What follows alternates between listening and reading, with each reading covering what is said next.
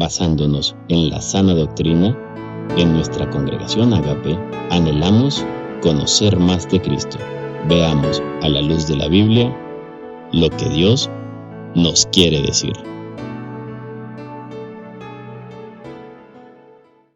Rey de gloria, Dios mío, Señor, en tus manos estamos, Santo, Dios Todopoderoso, dándote gloria y honra solo a ti, amado Rey Jesús. Te amamos, te reconocemos, Señor, como nuestro único Dios, y sabemos que eres tú, por tu sangre, que nos has dado el permiso para entrar ante el trono de la gracia y traerte tributos, Señor, ofrendas de paz, de amor, Señor.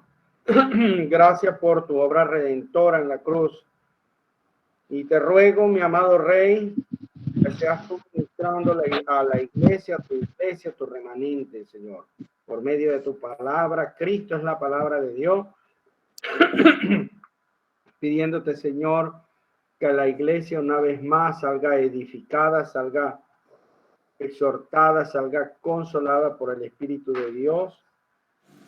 En el nombre de Jesús te estamos pidiendo todas estas cosas, mi amado Rey. Así quedamos en tus manos, Señor, sabiendo que tú tienes el control de todo y siendo tú, Señor, nada estorba. Gracias, Jesús. Amén y amén. Romanos, capítulo 1, versículo 10. Voy desde el versículo 8. Primeramente doy gracias a mi Dios mediante Jesucristo con respecto a todos vosotros, que vuestra fe se divulga por todo el mundo. La vez pasada hablamos de la fe a la que se refería Pablo y por qué había sido divulgada por el mundo entero. La gente que estaba en Roma, que no era cualquier gentilicio, era la gente que estaba en la capital del imperio. Y esta gente de la capital del imperio, la cual repercutía en el resto del territorio del imperio romano, había una iglesia, y comentamos la vez pasada que lo más probable es que Pablo haya fundado esa iglesia incluso antes de ir a Roma, porque conoció a Pablo y a Silas, con los cuales tuvo contacto, habló con ellos, hizo carpas con ellos. Eso lo citamos en Hechos capítulo 18. Eso fue en la clase pasada. Entonces, dice, porque testigo me es Dios, a quien sirvo en mi espíritu en el evangelio de su Hijo. Te puede subrayar esa frase en su Biblia, si es de lo que subrayas tu Biblia. Dice, en el evangelio de su Hijo, cuando nosotros querramos demostrar que el contenido del mensaje y de que el personaje único y principal de todo el evangelio para la salvación es el evangelio de Jesús, el evangelio de Jesucristo, que sin cesar hago mención de vosotros siempre en mis oraciones, rogando de que de alguna manera tenga al fin, por la voluntad de Dios, un próspero viaje para ir a vosotros. Pablo estaba por hacer su último viaje, que fue el viaje que hizo a Roma. Y Pablo se entregaba en oración, deseando ver estos hermanos, que él ya sabía que habían hermanos allá en Roma.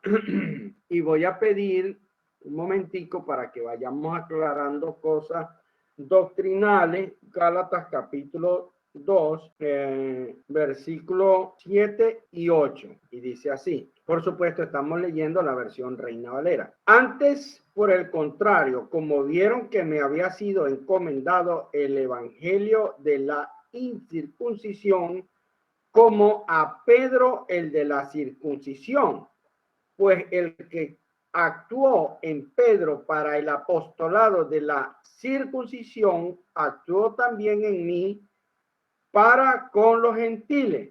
Entonces, Pablo deja claro una cosa aquí, y esto es Biblia, hermano, que Pedro no pudo haber predicado en Roma porque Pedro ministraba como apóstol de Jesucristo no en territorio de gentiles, sino en tierra de circuncisos, es decir, tierra de judíos. Busquemos un momento y vamos también para ir entrelazando esto. En Hechos capítulo 15, van a ver ustedes en las negrillas de su Reina Valera, dice el concilio en Jerusalén.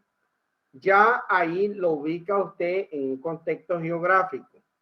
Dice, entonces algunos que venían de Judea enseñaban a los hermanos, si no os circuncidáis conforme al rito de Moisés, no podéis ser salvos.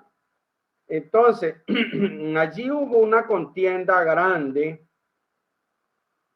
porque algunos creyentes de la secta de los fariseos opinaban que si los nuevos creyentes no se circuncidaban, no podían ser salvos. Tenían que cumplir los ritos de la ley de Moisés, y es decir, era la salvación más las obras de la ley. Entonces, nos vamos a ir al versículo 6 y dice, y se reunieron los apóstoles y los ancianos para conocer este asunto. ¿Cuál asunto? Bueno, en determinar si en verdad era necesario que los gentiles se circuncidaran para ser salvos, una vez que habían creído. Y dice el versículo 6, y se reunieron los apóstoles y ancianos para conocer este asunto. Versículo 7 dice, y después de mucha discusión, Pedro se levantó y les dijo a los varones, hermanos, vosotros sabéis cómo ya hace algún tiempo que Dios escogió a los gentiles, que los gentiles oyesen por mi boca la palabra del evangelio y creyesen. Ok, hasta ahí. Podemos ver claramente que el apóstol Pablo, según lo que dice en Gálatas 2, ustedes lo pueden leer allí, dice que el apóstol Pablo dice que el apóstol Pedro fue dejado para predicar a los de la circuncisión. En Hechos capítulo 15, lo ven ustedes, en el primer concilio de la iglesia, en la historia del mundo, está registrado aquí en la Biblia, se realizó en Jerusalén y uno de los que la liderizó fue el apóstol Pedro. Por tanto, Pedro no pudo haber predicado en Roma, como dicen los apostólicos romanos, que ya sabemos, cosa que no avala la Biblia. La Biblia no avala eso. La Biblia ubica a Pedro es en Jerusalén. Amén. Entonces, usted aquí tiene argumentos bíblicos para mostrarle a sus amigos, a sus familiares o a algún conocido que deseare conocer, usted le dice, mira, esto no es así. Entonces, Pablo está deseando ir a Roma para una iglesia que estaba en Roma, y el mismo Pablo dijo de sí mismo que él iría a cualquier parte donde no se hubiese predicado el evangelio, porque donde ya estuviese puesto el fundamento, él no iba a ir. De manera que si Pablo estaba dispuesto a ir a Roma, era porque sabía que allá había que hacer un trabajo de evangelización, y que, por cierto, dicho en Gálatas capítulo 2, en el versículo 7 y 8, que él fue designado para que él predicara a los que no eran circuncidados, es decir, a los incircuncisos, a los griegos, a los gentiles. Gloria al Señor. Entonces, vámonos otra vez a la carta a los romanos. Romanos capítulo 1, y estamos en el versículo 11. Sí. Porque deseo veros para comunicaros algún don espiritual, a fin de que seáis confirmados. Esto es para ser mutuamente confortados por la fe que nos es común en vosotros y en mí. Los que estaban en Roma creían exactamente lo que creía Pablo. No había un evangelio diferente. Gloria al Señor. Amén. Déjenme ver. No, la hermana Elda, si pudiera publicar también Hechos 15:6 para que quede ahí los hermanos que están anotando. Versículo 13. Pero no quiero hermanos, que ignoréis que muchas veces me he propuesto ir a vosotros, pero hasta ahora he sido estorbado para tener también entre vosotros algún fruto como entre los demás gentiles. Pablo nos revela como parte de la enseñanza y de la doctrina que cuando alguien está haciendo el trabajo del Señor y obviamente lo está haciendo acorde a las exigencias, a las demandas del Señor, este siervo va a ser estorbado. Imagínense si el apóstol Pablo fue estorbado para ir a estos hermanos, ¿qué podemos esperar los demás siervos? Pablo fue estorbado porque había oposición en el plano espiritual de que esto no se llevase a cabo, de que esto no se realice. El evangelio siempre va a tener resistencia. No es casualidad que, por ejemplo, voy a poner un ejemplo X, la hermana Marily o la hermana Ingrid o Royman se disponen a ir a predicar el evangelio a X lugar, a X casa, porque acordaron. En ese día empiezan a ocurrir eventos y acontecimientos que intentan retrasar o desviar la atención de alguna manera para que tú no vayas. Y si no te estorba a ti, va a estorbar a la otra persona. Cuando de repente, cuando ya tú te bañaste, te vestiste, estás a punto de salir para allá, te llaman, cónchale, mire, usted sabe que vamos a tener que dejar la cosa para otro día porque me llegó mi cuñada y usted sabe que ella tenía se tenía mucho tiempo que yo no la veía. Y entonces, no, y casualmente me llegó y tengo que atenderla. ¿Sabían que esas cosas pasan? Los ejemplos son muchísimos, hermano. Pero Pablo está revelando esa batalla espiritual que tiene el evangelio. Es muy raro cuando un hijo de Dios no tiene ningún tipo de batalla. Otra cosa. Mira, y es importante decirlo. Y esto es a manera colectiva de nosotros como iglesia. Si tú, por ejemplo, no representas un peligro para el mundo de las tinieblas, si tú no eres un adversario, si tú no representas ser un enemigo de Satanás, si tú no eres una persona capaz de presentar defensa del evangelio, si tú no eres capaz de presentar defensa por la doctrina, ¿qué te va a estar estorbando Satanás a ti? Satanás le estorba a los siervos que están determinados como el apóstol Pablo. Satanás le va a estorbarle a las personas que como tú, en el nombre de Jesús, se ha determinado a predicarle a toda su familia, a todos sus amigos y a todo el que el Señor le ponga adelante. Y cuando alguien haga eso, empezará a ver moverse el mundo espiritual. Y no es para que pare de sufrir, sino para que más bien empiece a sufrir por la causa de Cristo.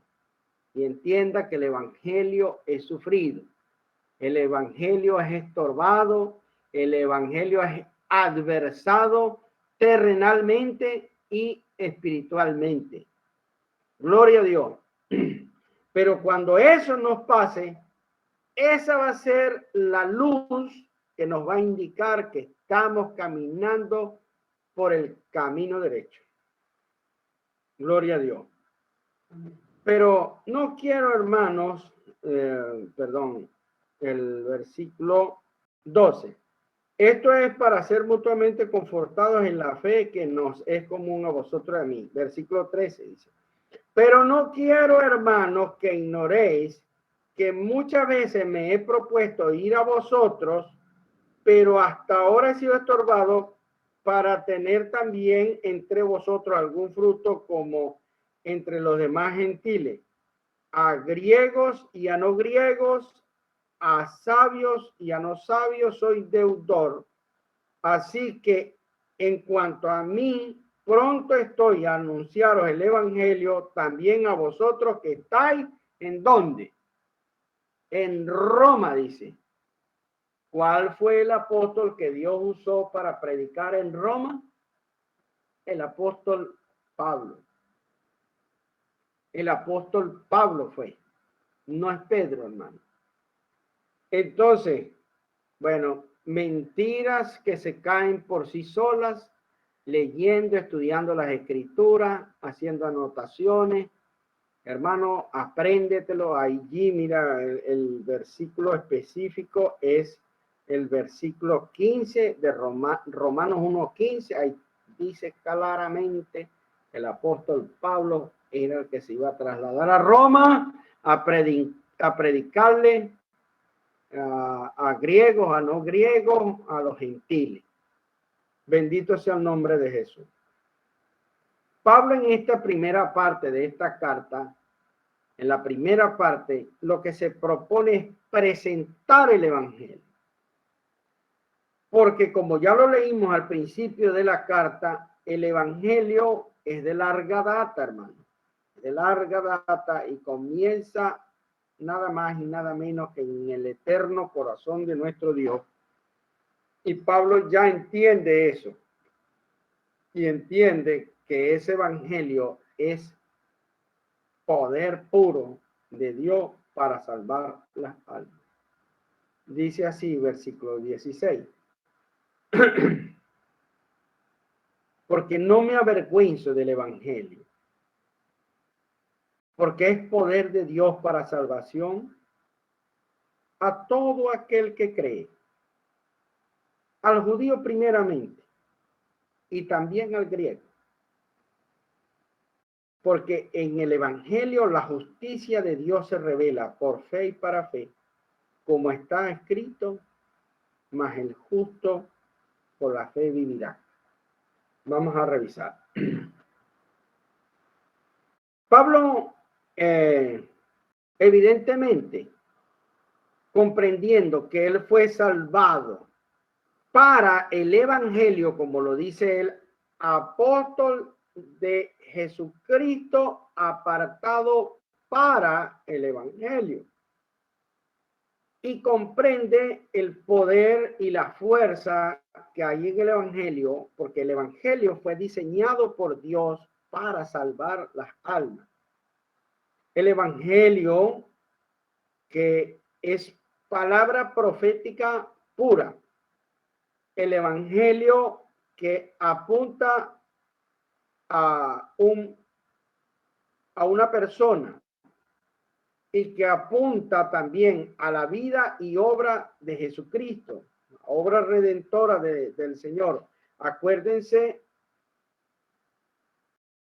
de que la palabra evangelio, que quiere decir buenas noticias, quiere decir redención, quiere decir rescate, quiere decir que hemos sido comprados con la sangre de Cristo, quiere decir que hemos sido redimidos. O sea que es una palabra bien extensa, bien profunda. Y Pablo dice, no me avergüenzo del evangelio. Hay gente que es más, usted nombra la palabra evangelio y parece que la palabra evangelio es una etiqueta religiosa de una vez. Dice, ah, no, ya estos son evangélicos y ya pertenecen a una religión. Y usted sabe que usted tiene que lidiar con esos clichés culturales que tiene la gente en la mente respecto a las palabras, porque es la información que la gente ha recibido. Pero usted que está estudiando la Biblia, usted debe adelantarse a eso y hablar de que el evangelio, que es una palabra griega, que en el original griego es evangelión, y que se traduce como una buena noticia, es para ¿quiénes son los que necesitan salvación? Bueno, los que necesitan salvación o ser redimidos son los condenados a muerte y los que son esclavos a cadena perpetua. Nuestro evangelio es para sacarnos de la esclavitud y nuestro evangelio es para quitar la pena de muerte que pesa sobre cada alma que habita en este planeta Tierra, hasta que no llegue a los pies de Cristo. Sobre él pesa la condena de la muerte. Es evidente que Pablo, al ser rescatado por el Señor Jesucristo, no puede sentir vergüenza de eso. Dice, porque es poder de Dios para salvación a todo aquel que cree, como él también creyó. Al judío primeramente, porque el evangelio, amados hermanos, el mismo Señor Jesús dice, porque yo fui enviado a las ovejas perdidas de Israel. Dios tuvo en cuenta primero a su pueblo y después por añadidura el evangelio nos llegó a nosotros, los gentiles, por amor, por misericordia, nos llegó a nosotros. Y dice Pablo, porque en el evangelio la justicia de Dios se revela por fe. Vamos a detenernos allí. ¿Qué es la justicia de Dios? Bueno, la justicia de Dios no es igual a la justicia de los hombres. Nosotros, los hombres, impartimos justicia de acuerdo a las leyes establecidas que determinan si alguien es culpable o inocente. Pero resulta que dentro de la justicia de Dios, lo vamos a ver en la misma carta a los romanos, ustedes lo han leído un montón de veces, dice que por la palabra de Dios dice que no hay justo ni una sola persona. ¿Es justo que Dios diga eso? Sí, es justo que Dios diga eso, porque Dios es el único que puede juzgar el mundo. Y siendo que el justo Dios dice que en el mundo no hay ni un justo, la justicia de Dios se revela por fe y para fe.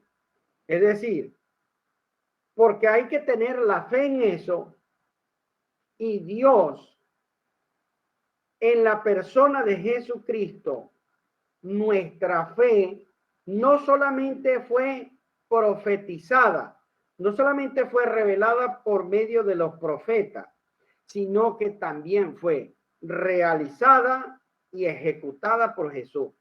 Entonces, la ejecución del evangelio, por eso Jesús cuando dice por allá en Marcos 1:15, dice, el reino de Dios se ha acercado, creed en el evangelio.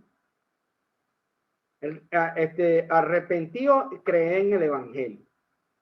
Es decir, ustedes están viendo en pleno desarrollo el evangelio profetizado, valga la redundancia, por los profetas en mi persona, es hora pues de que ustedes crean que las puertas del reino del cielo han sido abiertas a través de la obra salvífica del evangelio.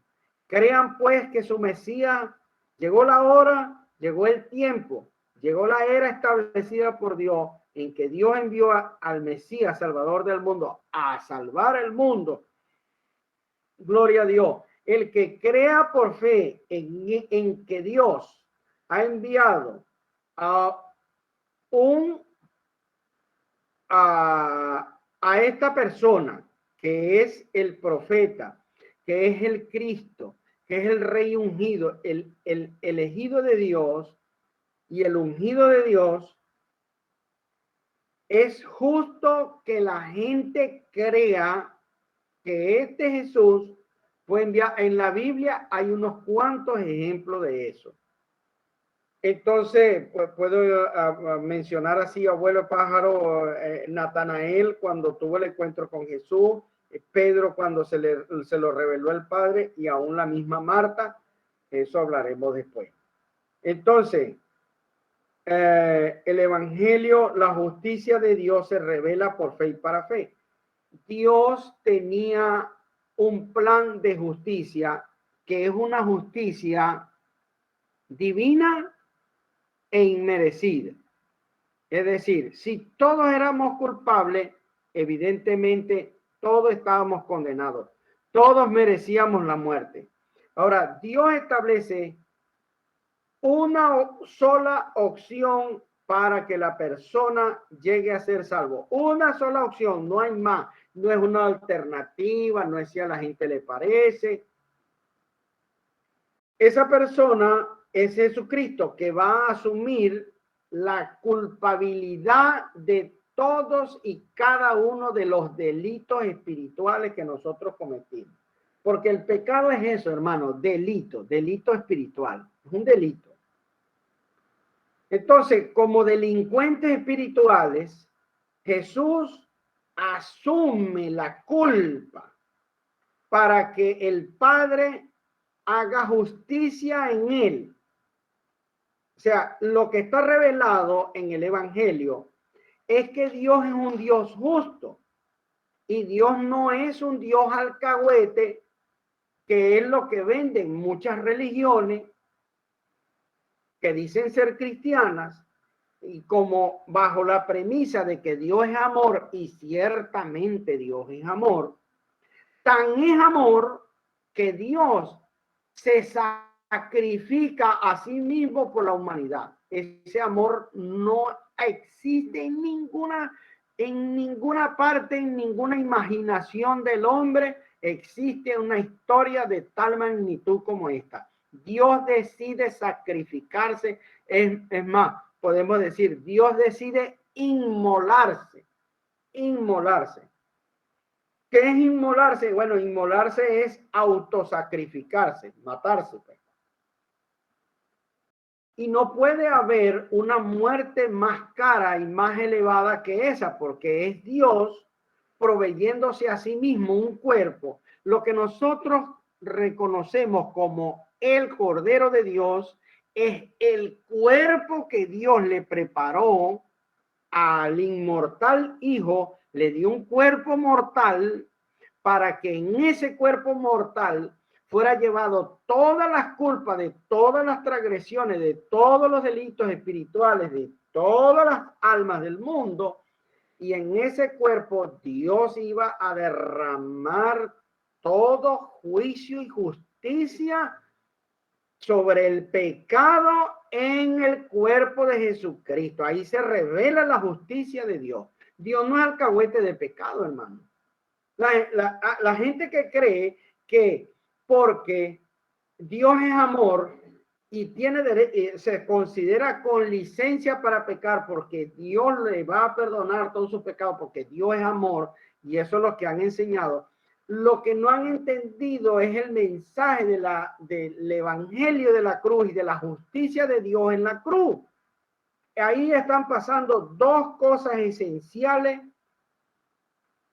espiritualmente. Dios derramándose como justo juez en santa ira, castigando con toda la potencia divina sobre el cuerpo de Cristo. Eso es lo que está pasando ahí, hermano. La potencia divina derramando toda su furia, saciando toda sed de justicia, Dios reclamando toda justicia por cada pecado y por cada transgresión de todos y cada uno de nosotros. Eso es lo que está enseñando el apóstol Pablo allí. Se está revelando la justicia de Dios por fe. Por fe tú debes creer que Dios ha hecho esto en tu persona, en la persona de Cristo. Es decir, te lo voy a decir, es lo mismo, pero usando otras palabras. Jesucristo sufrió todos tus pecados, los sufrió. Jesucristo sufrió la furia del Dios Padre castigando cada pecado. Jesucristo sufrió el dolor, la angustia, la amargura, el sufrimiento de toda esa ira sobre él, pagándola por ti. ¿Cuánto dicen amén? Aleluya, gloria a Dios. Si mi corazón llega a creer esto realmente, si usted llega a creer esto realmente, hermano, usted, su corazón, su alma va a quedar prendada de Jesús en una gratitud sin medida. Usted va a desear servirle a ese Señor que murió ahí en la cruz. Usted va a desear con desespero que ese sea su Señor y va a desear, Señor, usted murió por mí, usted sufrió por mí. Aleluya. Usted lo vivió por mí, la ira de Dios la soportó usted en su cuerpo. Vergüenza, desnudez, oprobio, calumnia, falso testimonio, todo eso te llevó a la cruz, pero era por mí. Cuando tú entiendes este misterio revelado en la cruz del Calvario, que es la justicia de Dios revelada en el Evangelio, hermano, todo aquel que se le revela ese misterio, todos quedamos deudores del Espíritu Santo. No hay nadie, hermano, que de verdad haya recibido la revelación de este misterio y no se sienta con deuda con Jesucristo.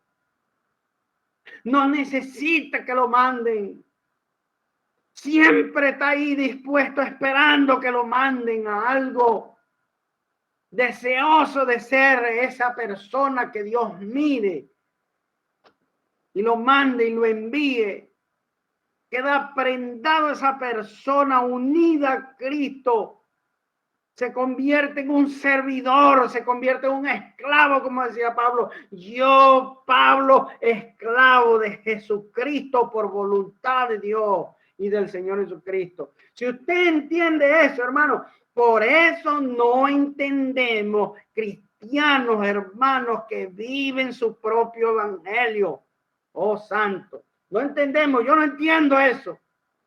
Eso quiere decir que nunca se le predicó el evangelio. Eso quiere decir que nunca el evangelio entró en él. Aleluya. Pero todos los que hemos recibido la revelación de este santo evangelio, de la justicia que hizo Dios allí, porque Dios tenía que cobrarse todo lo que le había hecho a la humanidad, a la ofensa de su santidad, santa, pura. Y no había forma de que un solo ser humano le pagara eso, ni todos juntos le podíamos pagar a Dios las demandas de justicia eternas, divinas. Solo un ser con eternidad podía pagar esa deuda completa, podía saciar la ira de Dios. Pero otra cosa sucede allí tremenda. donde la justicia de los hombres es incapaz de perdonar, de reconciliar, de condonar la deuda, donde la justicia de los hombres está distantísima que no puede llegar. Dios sí puede. Y Dios sí puede perdonar a una prostituta. Dios sí puede perdonar a una mujer que aborta. Dios sí puede perdonar a homosexuales, borrachos, estafadores, maldicientes, satanistas, violadores, secuestradores, mentirosos, orgullosos, faltos de perdón, de raíz de amargura. Dios puede perdonar todo eso.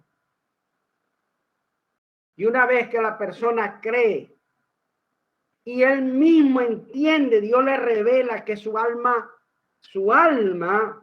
va a enfrentar el juicio más grande de toda la humanidad, de toda la historia de la humanidad, porque es un juicio cósmico, un juicio universal, un juicio espiritual.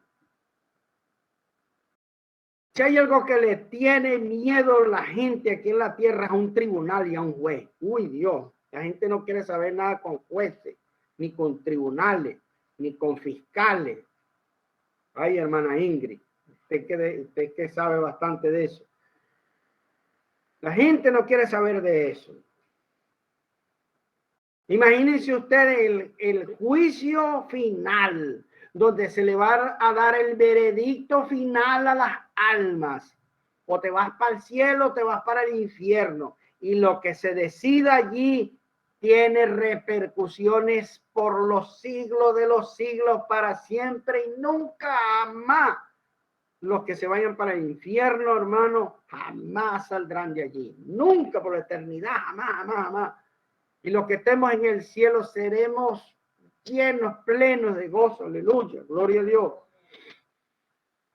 Y Jesús está impartiendo desde la cruz del Calvario a todos los que en él crean, hermano. Mire, hay grandes revelaciones. Hoy hablaba con el hermano Aponte que me visitó por allí, gloria a Dios. Y hablamos de unas cosas extraordinarias que están allí, que yo después se las veré cómo se las enseño en el Evangelio de Juan. Entonces, el que cree en Dios tiene que... mira, escucha esto y anótalo. Hay gente que puede creer en Dios, pero no necesariamente cree en Jesús. Hay gente que cree en Dios, pero no cree en Jesús. O creen en Jesús, creen en Dios y creen en Jesús, pero no creen en lo que Jesús es, que es Dios mismo. Y ese está igual de perdido. Ahora, el que cree en Jesús y que cree que Jesús es Dios juntamente con el Padre, ese es una persona que según la Biblia es salvo. Pero evidentemente esa persona que cree en Jesús, cree en todas las implicaciones que por consecuencia tiene en creer en Jesús. Creer en Jesús, que Jesús impartió el perdón divino desde la cruz del Calvario. Él asumiendo tu culpa y él impartiendo perdón de pecados. Cuando yo creo eso, no me queda otra que verme como una persona en el juicio final declarado inocente y aprobado por Dios. No solo en el juicio final, sino desde ya. Porque si no fuera desde ya, o sea, en el momento en que creo y que me arrepiento, no pudiera ser parte del cuerpo de Cristo. Si fuera ya, aún no pudiera ser parte del cuerpo de Cristo. Dios imparte su perdón y su justicia de esa manera.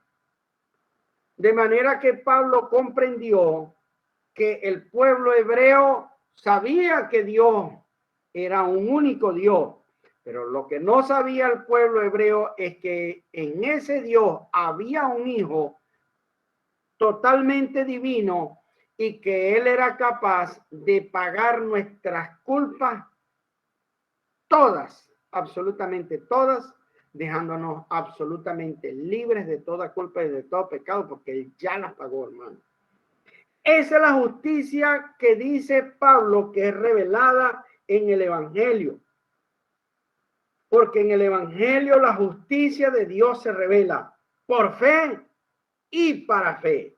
Y como está escrito, refiriéndose también a Abraham, el justo por la fe vivirá. Además que Abraham no fue el único que fue justificado por la fe en el Antiguo Testamento. Entonces, el hombre es culpable de todos sus pecados hasta que Jesús no le liberta de toda esa culpa. Pero alguien se pregunta, pero si ya Cristo murió en la cruz, ya yo soy libre. No, no es así, no es así como lo piensa la gente de fácil. Se supone, y de hecho es así, eso está hecho en la cruz del Calvario. Jesús, es decir, la salvación de Dios ya ha sido dada a los hombres. Ese regalo ya ha sido entregado por Dios a toda la humanidad. Pero esa salvación se hace efectiva. Vamos a decir, el ejecútese de esa salvación sucede es cuando en el corazón de esa persona se revela la verdad de Dios de que sí, desprecias a Jesús, en quien es encarnada la justicia de Dios, el amor de Dios, la salvación de Dios, la redención y el rescate de las almas en Cristo Jesús. Hasta que la persona, como tú y como yo, un día reconocimos nuestra maldad, hermano. Un día reconocimos que éramos gente mala, que teníamos el alma perdida en pecado, hermano. Que reconocimos que necesitábamos ser salvados y que lloramos nuestra culpa, lloramos nuestro pecado. Cuando entendimos que un ser santo y divino bajó del cielo, lleno de amor y de bondad, lleno de compasión y lleno de luz y de verdad, lleno de justicia y de misericordia, y con el único propósito de salvarme a mí, de salvarte a ti, hermano. Dios no vino a buscar santos, sino a buscar gente inmunda en pecado. Y esa éramos tú y yo. Y dice el versículo 18. Porque la ira de Dios, entonces se revela la justicia y se revela la ira. Porque la ira de Dios se revela desde el cielo contra toda impiedad e injusticia de los hombres que detienen con injusticia la verdad. No, hermano, gracias, pero eso no es para mí, eso es para gente perdida, eso es para los borrachos, para los homosexuales, eso es para las brujas, eso es para la gente mala, la gente que anda perdida. Yo soy un hombre trabajador, yo soy un hombre dedicado a mi familia, yo gracias de verdad, deteniendo con injusticia y con impiedad la verdad en sus corazones. Porque lo que de Dios se conoce les es manifiesto. Pues Dios se lo manifestó. ¿A quién? ¿A quién se lo manifestó? A la humanidad entera, hermano. Dios no dejó a la humanidad sin entendimiento y sin conocimiento. Dios se reveló de lo que se llama la revelación natural de Dios, está diciendo Pablo. ¿Y cuál es la revelación natural de Dios? Porque las cosas invisibles de Él, su eterno poder y deidad, o sea, su divinidad, su deidad y su divinidad, se hacen claramente visibles desde la creación del mundo, siendo entendida por medio de las cosas hechas, de modo que no tienen excusa. Subrayen allí la parte que dice, siendo entendida por medio de las cosas hechas. ¿Qué es lo que hay que entender por medio de las cosas hechas? Usted está delante de un teléfono o de una computadora y usted ve el diseño de esa computadora. Está lleno de botoncitos, de aparaticos, de una pantalla, de sonidos, de corneta y es multifuncional. Tiene cantidad de funciones ese aparato que nos permite comunicarnos usted y a mí. Es imposible que esa cosa hecha usted entienda que se fabricó sola. Tiene que entender que esa cosa, teléfono o computador que nos permite el enlace entre usted y yo, es imposible que usted deduzca, sería muy tonto y muy ingenuo, sería irracional pensar que ese aparato fue hecho de la nada. Toda cosa hecha, y eso lo puede anotar, toda cosa hecha tiene un hacedor, toda cosa creada tiene un creador. Y entonces aquí dice que siendo entendida por medio de las cosas hechas, de modo que no tienen excusa. Si hay un planeta, un sistema solar, galaxias y cosmos allá afuera, súper complejo, que orbita bajo leyes, escuchen bien, leyes gravitacionales cósmicas que se cumplen a cabalidad. Por eso se le llaman leyes, porque ninguna rompe las leyes. Entonces, evidentemente, eso tiene que tener un hacedor, tiene que tener un creador, tiene que tener un diseñador inteligente. Entonces, por medio de las cosas hechas, Dios se reveló y reveló su eterno poder, su deidad y, por supuesto, ¿cuál es el propósito? Hacerlas claramente visibles al mundo entero. Así que nadie tiene excusa. La misma naturaleza debe llevarte a entender que hay un Dios creador, gloria a Dios, y eso está escrito allí en el Evangelio del apóstol Pablo. Gloria a Dios. Y entonces Pablo está presentando los argumentos para presentar este poderoso evangelio, que vamos a ir desglosando a través de la carta a los romanos, que vamos a ir entendiendo las consecuencias de lo que es la justicia, de lo que es la ira de Dios, de lo que es el juicio de Dios, y para que nosotros entendamos el poder de salvación que hay en ese mensaje eterno, porque el evangelio es un mensaje eterno, hermano. Gloria a Dios. En el nombre de Jesús, hermano, hemos llegado apenas, ya son las 10:32 y el tiempo se pasa volando. Pero créame usted que hay muchas cosas más que es difícil dar toda la información una noche y desglosar estas cosas para que nosotros podamos razonar sobre nuestra fe. Porque la Biblia dice que nosotros podemos razonar nuestra fe y presentar los argumentos y la defensa de nuestra fe en Cristo Jesús.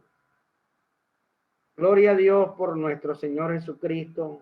Gloria a Dios por el Padre, autor intelectual de este evangelio de salvación.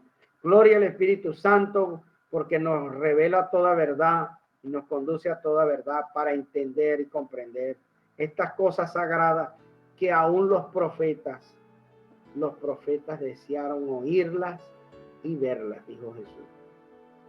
Bueno, les bendigo en el nombre de Cristo. La paz y la gracia de nuestro Señor Jesús esté en todos nuestros corazones, en nuestros hogares, y esperando verlos en el próximo estudio bíblico. No se lo pierdan, hermanos, no se lo pierdan. Inviten a alguien para que compartamos el pan, gloria a Dios,